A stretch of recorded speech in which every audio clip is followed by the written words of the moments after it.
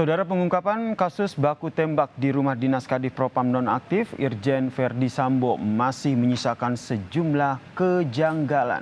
Meski sudah memasuki babak baru, peristiwa yang menewaskan Brigadir Yosua Huta Barat ini masih menyisakan tanda tanya. Lantas bagaimana sejumlah pihak akan mengungkap perkara ini? Berikut ini penelusuran selengkapnya untuk Anda.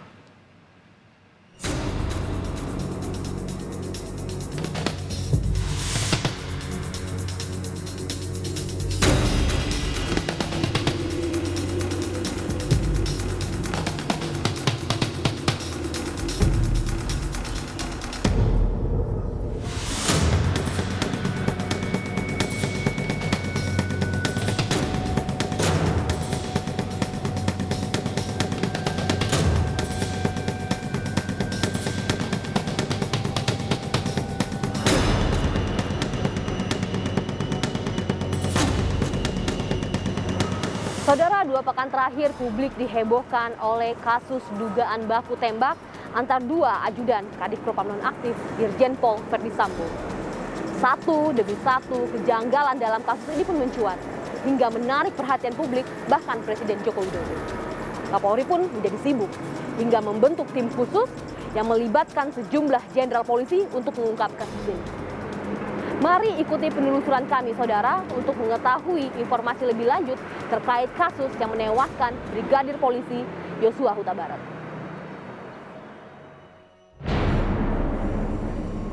Jumat malam 8 Juli 2022, tim Polres Jakarta Selatan membawa jenazah Brigadir Yosua Huta Barat ke Rumah Sakit Polri Kramat Jati untuk diotopsi. Pasalnya, 7 luka tembak bersarang di tubuhnya usai beradu tembak dengan ajudan Irjen Verdi Sambo lainnya, yakni Bayangkara 2 Eliezer atau yang diketahui Baradae. Dokter forensik Rumah Sakit Polri Kramat Jati mencatat ada 5 luka tembak masuk dan 2 luka tembak keluar yang menewaskan sang brigadir. Namun belakangan, pihak keluarga menemukan adanya luka-luka lain yang diduga merupakan tanda-tanda kekerasan. Pihak keluarga pun meminta penyidik untuk melakukan otopsi ulang terhadap jenazah Brigadir Yosua. Dokter forensik Rumah Sakit Universitas Indonesia menilai, otopsi kedua akan berfokus pada pengungkapan luka-luka yang dinilai janggal oleh pihak keluarga.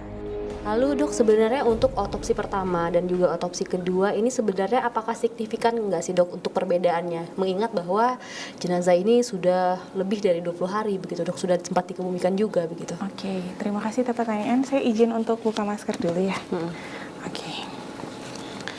Oke, jadi kalau misalnya ditanya signifikan atau enggak otopsi pertama, otopsi kedua, itu sangat tergantung dari kebutuhannya. Kalau misalnya pada kasus ini ada kecurigaan, terus dianggap boleh pada proses penyidikan ini perlu dilakukan otopsi ulang, maka ya sah-sah saja untuk dilakukan otopsi ulang, gitu. Nah, cuman memang selalu ada kekurangan-kekurangan kalau kita melakukan otopsi ulang. Karena satu, tujuan kita melakukan otopsi kan adalah mempreservasi barang bukti yang ada. Barang bukti yang ada dalam kondisi, kalau otopsi berarti kan tubuh manusia. Dari apa? Dari proses pembusukan tadi. Justru jadi hasil yang paling bagus adalah secepat mungkin. Nah, karena ini ada dugaan-dugaan, ada jenis-jenis kekerasan lainnya yang ingin didalami lagi penyebabnya apa, maka sebenarnya sah-sah saja untuk dilakukan otopsi ulang. Namun memang pasti ada kendala-kendalanya, mengingat kondisi sudah diformalin, kemudian sudah dimakamkan sampai 2 minggu. Jadi pasti ada keterbatasan oleh dokter pemeriksa yang kedua. Kan keluarga ini menduga ada tindak kekerasan dan segala macam ya dok ya. Sebenarnya kalau misalkan dari forensik, pemeriksaan forensik begitu ya dok ya, tentu akan terlihat ya dok ketika ini luka lebam akibat benda tumpul, luka benda tajam yang seperti diduga oleh keluarga ini, apakah terlihat dok? Oke, kalau luka-luka biasanya kita lakukan pada saat pertama kali kita pemeriksaan luar. Jadi mau lihat luka apa semuanya dicatat. Mau dia akibat kekerasan tajam, kekerasan tumpul, itu semua tercatat. Mau bentuknya memar, lecet, luka terbuka, patah tulang, lain sebagainya, semua tercatat. Nah, untuk memastikan ini penyebabnya apa, tentu kita harus berkoordinasi dengan penyidik. Tergantung dari gambaran khas dari masing-masing luka, gitu. Cuman masih bisa terlihat ini penyebabnya apa. Yang perlu digarisbawahi adalah bisa saja tubuhnya penuh dengan luka-luka, tapi tidak semua luka-luka yang ada di tubuh yang menyebabkan kematian. Jadi harus dicari luka yang mana sih yang bikin mati. Artinya ini berhubungan ya dok ya dengan hasil otopsi yang kemarin dikatakan oleh tim forensik memakan waktu lebih dari 8 minggu begitu. Artinya apakah untuk mencari tahu penyebab lebih lanjut ini akan memakan waktu lebih lama ini dok? Iya, jadi prosesnya akan lama karena kan dari jaringan itu nggak cuma langsung di bawah di mikroskop, tapi ada proses yang harus dilakukan terhadap sampel tersebut sehingga dapat dilihat di bawah mikroskop dan dapat dibaca gitu. Dan hasil bacaannya pun karena ini kan sistemnya tim ahli ya, jadi hasilnya juga harus diketahui oleh seluruh ahli sehingga seluruh ahli ini sepakat dalam kesimpulan yang diambil pada akhirnya, dan itu pasti memakan waktu yang banyak. Brigadir Yosua diduga meninggal dunia sekitar pukul 5 sore waktu Indonesia Barat. Menurut keterangan polisi, pada saat kejadian, Baradae membela diri usai mendengar teriakan istri Ferdi Sambo. Saat ini, Baradae dan istri Ferdi Sambo yang menjadi saksi kunci mengajukan permohonan perlindungan kepada Lembaga Perlindungan Saksi dan Korban atau LPSK. Pak Edwin, ini terkait permohonan perlindungan saksi oleh Ibu Putri selaku istri dari Irjen Pol Verdi Sambo dan juga Baradae ke LPSK. Ini update itu seperti apakah? Apakah benar LPSK sudah menerima laporan, maksud saya sudah menerima permohonan dari Ibu Putri dan juga Baradae ini, Pak?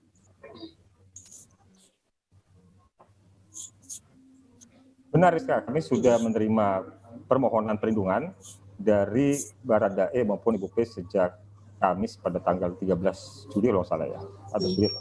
Nah, jadi permohonan itu belum diputuskan oleh LPSK. Jadi LPSK saat ini masih dalam proses penelaahan dan investigasi.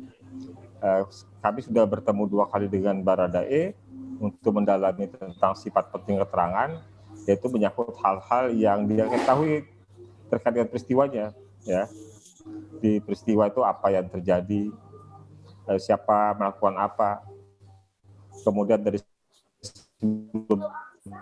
peristiwa ada aktivitas kegiatan apa saja, ada komunikasi apa saja, gitu loh. Kemudian dan pasca peristiwa seperti apa. Tapi kami belum masuk ke materi tentang ancaman yang dikhawatirkan atau yang timbul terhadap kalau untuk Ibu P, kami sudah juga bertemu pada hari Sabtu di minggu pertama ketika Polri mengumumkan secara resmi itu. Tapi ketika itu dalam pertemuan itu kami belum bisa mendapatkan keterangan apapun karena Ibu P masih dalam keadaan terguncang. Pak, lalu apa sih Pak yang menjadi indikator ataupun faktor begitu ketika LPSK memutuskan untuk ya benar kami akan melindungi saksi ini. Kemudian apa sih Pak indikator-indikator yang menjadi pertimbangan oleh LPSK? Ya, di dalam undang-undang sudah disebutkan ada 4 indikator untuk kami menguji satu permohonan perlindungan. Pertama, ini harus mereka orang yang memiliki status dalam proses hukum. Kemudian dia mempunyai keterangan yang dapat mengungkap perkara. Gitu. Jadi 2 hal itu. Yang kedua adalah tentang tingkat ancaman. Jadi kami perlu memeriksa apakah ada ancaman atau tidak, terutama khusus ancaman yang menyangkut keselamatan jiwa. Jadi hingga saat ini yang mengajukan permohonan hanya Ibu Putri dan juga Baradae ya Pak ya. Lalu untuk saksi-saksi lainnya mungkin seperti ajudannya yang lain ataupun pembantu rumah tangga yang ada di rumah itu atau anaknya mungkin anak dari Pak Irjen Pol Verdi Sambo ini tidak ada permohonan perlindungan ke LPSK ya Pak? Sejauh ini tidak ada permohonan perlindungan dari yang lain. Tapi kami pun membuka diri ya pada siapapun yang mengetahui peristiwa ini ya dan membutuhkan perlindungan dari LPSK, ya kami membuka diri untuk mempersilahkan siapapun untuk mengajukan permohonan perlindungan itu kepada LPSK. Sama seperti halnya kami sejak minggu lalu sudah mencoba komunikasi dengan keluarga Joshua. Apabila dari pihak keluarga ada yang membutuhkan perlindungan LPSK, ya kami juga membuka diri untuk memproses permohonan tersebut. Kami pun menyambangi kediaman Verdi Sambo di Komplek Polri Duren 3, Jakarta Selatan.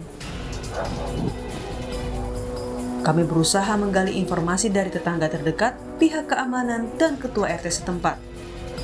Namun semua mengatakan pada saat kejadian tidak sedang berada di rumah.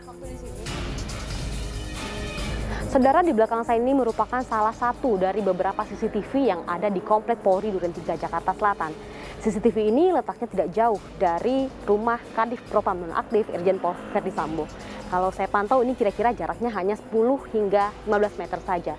Dan kemudian CCTV ini juga mengarah langsung ke depan gerbang Komplek Polri Duren 3 sehingga aktivitas kendaraan keluar masuk ini dapat terekam jelas oleh CCTV ini.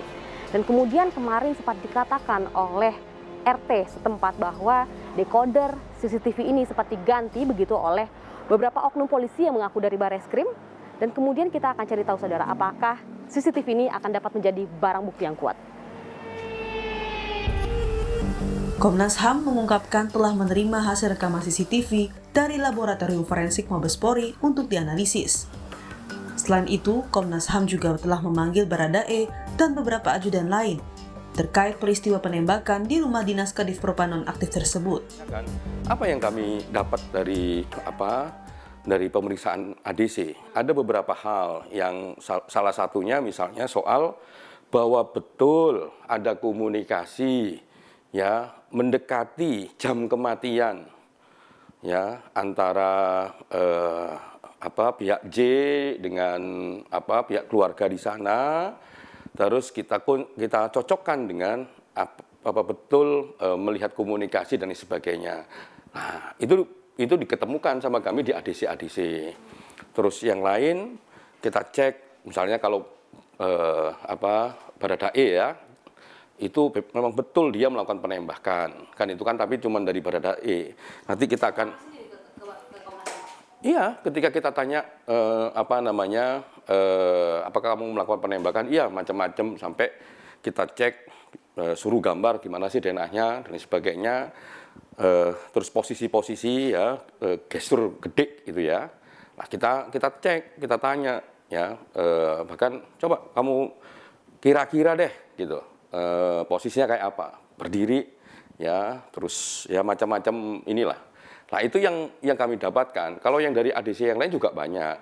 Nah, itu berangkatnya salah satunya memang dari pihak keluarga Jambi, keterangan-keterangan sequel macam-macam. Termasuk misalnya ya ketika telepon terakhir itu, ya komunikasi terakhir itu kalau yang menurut keluarga 1643 itu kalau kami punya angka sendiri gitu ya, punya jam sendiri di hari Jumat, itu ada soal suasana. Dari background suasana waktu almarhum J ya bertelepon dengan pacarnya itu ada background suasananya apa ya santai kayak kungku gitu ya tertawa gitu. Nah itu kita cek betul enggak ini terjadi background suara yang ada tertawa ternyata betul. Dan salah satu keterangannya ya memang mengatakan salah satunya memang termasuk J ini juga ikut tertawa gitu. Karena itu memang forum santai di antara para ADC yang saling berkomunikasi. Lah basisnya dari mana? Ini keterangan yang kami dapat dari Jambi. Saya sendiri yang datang ke Jambi, saya sendiri sama teman-teman sama anggota tim meminta keterangan. Jadi basisnya dari situ, bukan dari mana-mana.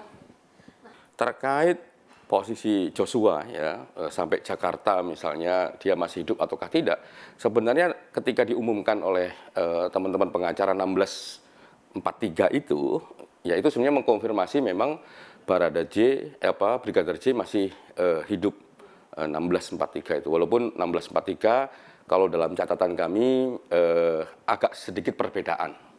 Jadi yang mengkonfirmasi pertama kali bahwa Barada J Brigadir J itu masih hidup sebenarnya bukan kami, tapi teman-teman pengacara sendiri. Nah, itu satu. Nah, ini cocok nggak dengan sekuen video yang kemarin juga ketika minta keterangan, itu kita tanya, kita konfirmasi itu antara keterangan yang kami dapat dari Jambi ya dengan yang ada di video. Ternyata di video memang muncul itu, memang masih dalam kondisi baik, dalam kondisi hidup gitu. Jadi sekali lagi, kalau banyak orang nih kok Komnas HAM mengatakan Joshua masih hidup sih, misalnya begitu. Ya karena kami memang punya rekam ini kan, diperlihatkan, karena itu itu pertanyaan yang juga muncul dari apa yang kami dapatkan dari Jambi sebenarnya. Itu satu. Yang kedua, teman-teman pengacara sendiri yang juga sebenarnya, ya pengacara keluarga yang juga sebenarnya sejak awal ngomong, ini ada komunikasi loh 16 sampai 16.43. Artinya memang Joshua sampai 16.43 itu ada di kalau hitungan kami harusnya ada di Jakarta. Tapi kan kalau teman-teman ini kan cuma ngomong 16.43 saja. Pak, lalu untuk waktu kematian, apakah sudah terkonfirmasi untuk waktu kematian ini? Nah, kalau soal waktu kematian, ini masih kami teliti ya di internal tim, tapi kami sudah punya modalitas untuk menentukan kira-kira kapan waktu kematian. Misalnya satu, ya dari percakapan almarhum Joshua dengan pacarnya yang 16 sekian lebih itu berarti di titik itu masih hidup, gitu. Baru berikutnya kami punya modalitas dengan meriksa otopsi, kan begitu kan kemarin dokes kita periksa, walaupun kemarin sudah memberikan keterangan, tapi kan ada proses ekshumasi sehingga kami ya harus nunggu proses ekshumasi. Yang berikutnya ya berbagai rekaman itu yang menunjukkan timeline waktu. Yang berikutnya memang dari keterangan para ADC, nah, itu juga menunjukkan timeline waktu. Terus apa kesimpulan Komnas HAM? Belum ada kesimpulan apapun. Yang ada adalah proses sedang berjalan ini.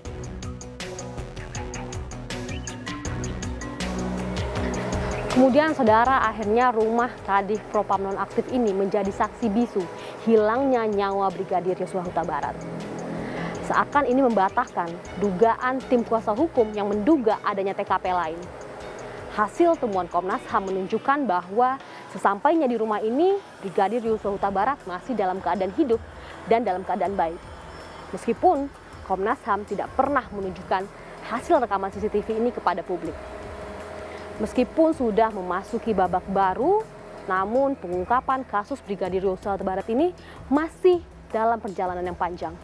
Lalu akankah kebenaran dari kasus ini akan terungkap? Rizka Ananda, Andika Ahadiat, Kompas TV, Jakarta.